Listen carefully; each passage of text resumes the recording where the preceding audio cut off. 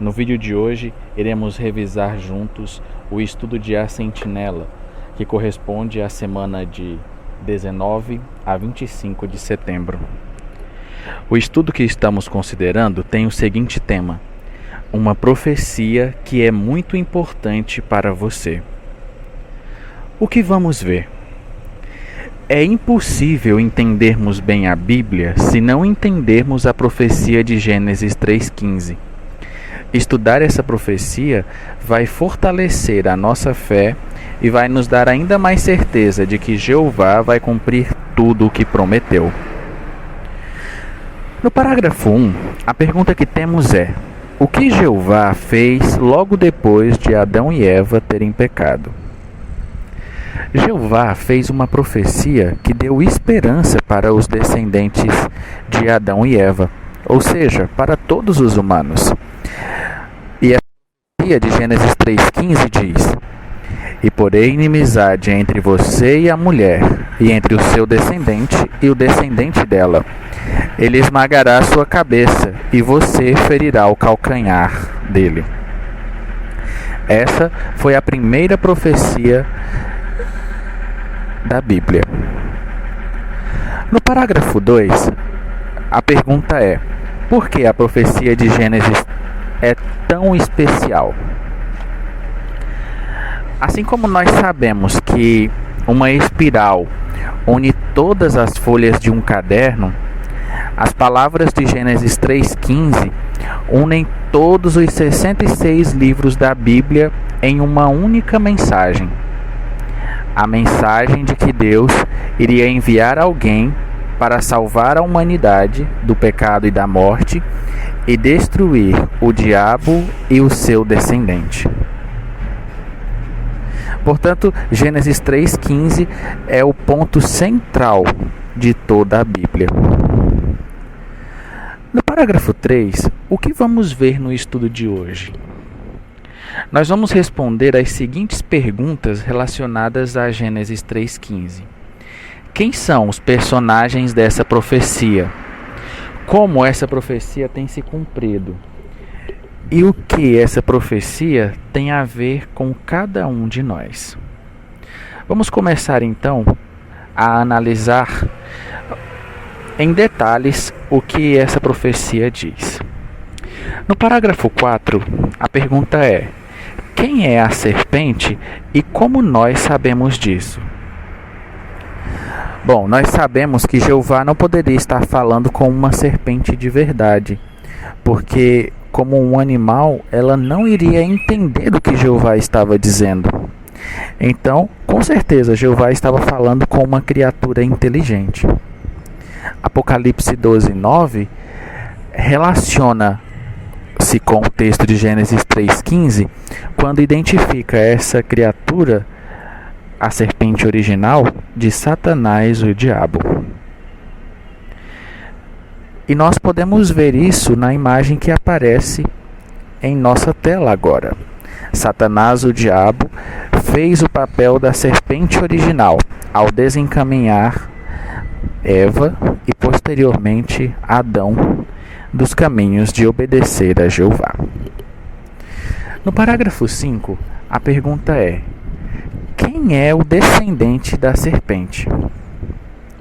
Bom, às vezes a Bíblia se refere a um descendente para falar de alguém que imita tão bem uma outra pessoa a ponto de ser considerado filho dela. Por exemplo, no nosso idioma tem filho de peixe, peixinho é. Então, o descendente da serpente se refere a anjos infiéis e humanos que imitam tão bem a Satanás em suas características e que são inimigos do povo de Deus e do próprio Jeová. Então, essa próxima gravura nos ajuda a entender também, né? Quem são os descendentes da serpente? São os próprios anjos e os humanos que seguem o proceder do diabo, que se rebelou contra Jeová, desobedecem os seus princípios e se opõem a Jeová e ao seu povo aqui na terra.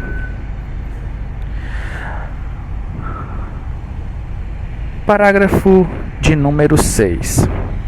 Por que a mulher da profecia não pode ser Eva? Bom, a profecia diz que o descendente da mulher iria esmagar a cabeça da serpente.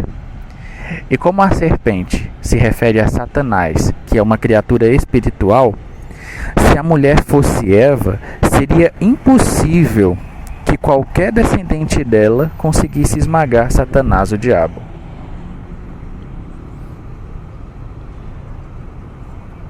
Seguindo então nossa consideração, o parágrafo 7 pergunta: de acordo com o capítulo 12 de Apocalipse, quem é a mulher de Gênesis 3,15?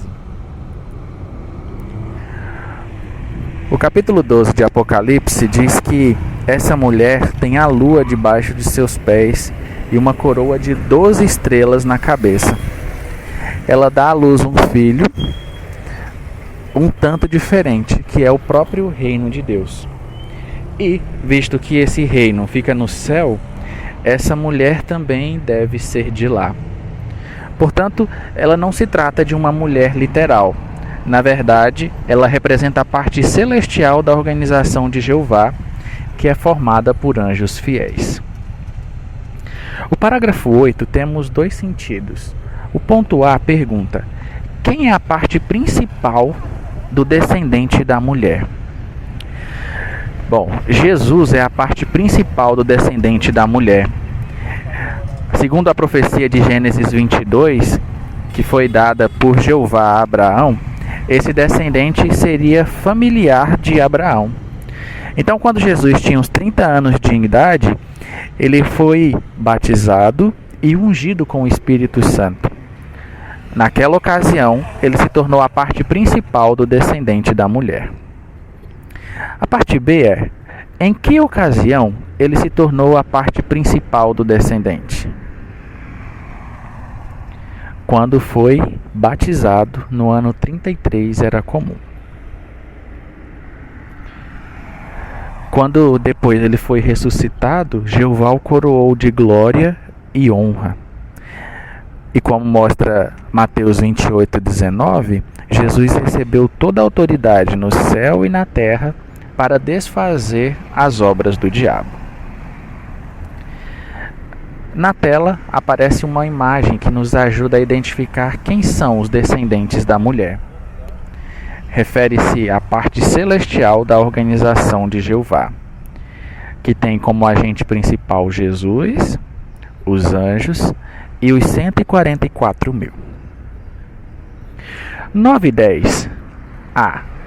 Quem faz parte do descendente da mulher e quando eles se tornam parte do descendente? Gálatas 3:28, Paulo explicou que todos os cristãos ungidos fariam parte desse descendente. E quando um cristão é ungido com o Espírito, ele se torna parte do descendente da mulher. Assim, logo que terminam sua carreira terrestre, eles são ressuscitados e o descendente da mulher vai se tornar completo quando os últimos ungidos forem selados. E esse descendente é formado por Jesus e pelos 144 mil que vão reinar com ele. O que vamos ver a partir de agora? Pergunta a parte B desses dois parágrafos. Vamos recapitular brevemente o que Jeová tem feito para cumprir as suas palavras. Parágrafo 11. Pergunta: em que sentido descendente da mulher? Foi machucado no calcanhar? Resposta: a serpente iria machucar o calcanhar do descendente da mulher. Essa parte da profecia se cumpriu quando Satanás influenciou os judeus e os romanos a matar o Filho de Deus. O 12. Pergunta: como e quando a cabeça da serpente vai ser esmagada? Resposta: muito em breve, quando chegar o tempo designado por Deus, aqueles que governam com Cristo o ajudarão a limpar a terra. Jesus Cristo e os 144 mil vão eliminar o descendente da serpente, isto é, todos os inimigos de Deus. Vamos ao parágrafo 13. Como somos beneficiados pelo cumprimento dessa profecia? Por isso, quando aprendemos sobre Jesus, conseguimos conhecer e amar a Jeová. Além disso, os ensinamentos de Jesus e o modo como ele orienta as congregações aqui na Terra nos ajudam diretamente. Jesus nos ensina a viver de uma maneira que agrada a Jeová. No parágrafo 14. Como sabemos que a profecia feita no Jardim do Éden não iria se cumprir naquele momento? Resposta: a profecia diz que a mulher iria ter um descendente, e que o diabo iria reunir seus seguidores. Ela também diz que esses dois grupos teriam uma grande inimizade. Para tudo isso acontecer, levaria algum tempo. No parágrafo 15, a parte A, pergunta: por que o mundo nos odeia cada vez mais? Satanás está desesperado e furioso, descontando toda a sua raiva no povo de Jeová. É por isso que o ódio que o mundo tem pelo povo de Deus é cada vez maior. No parágrafo 15, parte B, a pergunta é: por que não devemos ter medo de Satanás? Na verdade, temos a mesma certeza que o apóstolo Paulo tinha quando escreveu: se Deus é por nós, quem será contra nós? Em Romanos capítulo 8, verso 31. Vamos ao parágrafo 16 ao 18. Como a profecia de Gênesis capítulo 3, verso 15 tem ajudado Edward, Úrsula e Jéssica? Resposta: para cada um desses irmãos, essa profecia significa algo diferente. No caso de Edward, meditar na profecia de Gênesis capítulo 3, verso 15, me ajuda a continuar confiando no meu Deus. Para Úrsula, ajudou a descobrir que Jeová rapidamente agiu para que as pessoas não ficassem sem esperança. E para Jéssica, essa profecia também me faz ter certeza de que servir a Jeová vai me dar a melhor vida possível agora e, no futuro, uma vida ainda melhor. Chegamos ao último parágrafo desse estudo, que é o 19. Por que podemos confiar que a parte final da profecia de Gênesis capítulo 3, verso 15 vai se cumprir? Resposta: Jeová já escolheu quase todos que vão reinar com Jesus no céu.